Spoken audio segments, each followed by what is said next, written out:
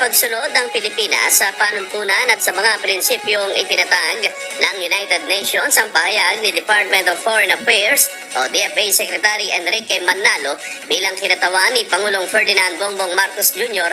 sa ika-78 sesyon ng United Nations General Assembly.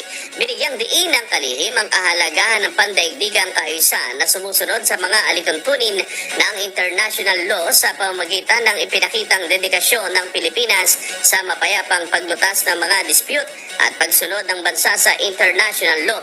Kabilang din sa kanyang binanggit ang malalim na paalala o pag-aalala ng Pilipinas sa climate change at ang malalim na global cooperation upang tugunan ang epekto ng matitinding kalamidad na dulot nito. Hinimok ng kalihim ang lahat na magkaroon ng pagkakaisa para magkaroon ng resolusyon at takbang na pangkalikasan na nagbibigay prioridad sa pinaka-apektado ng climate change.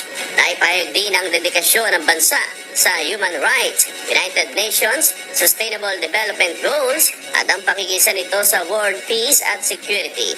Pati na ang aktibong pakipag-ugnayan ng Pilipinas sa regional at international relations kung saan binanggit niya ang kandidatura ng bansa para sa non-permanent seat sa UN Security Council.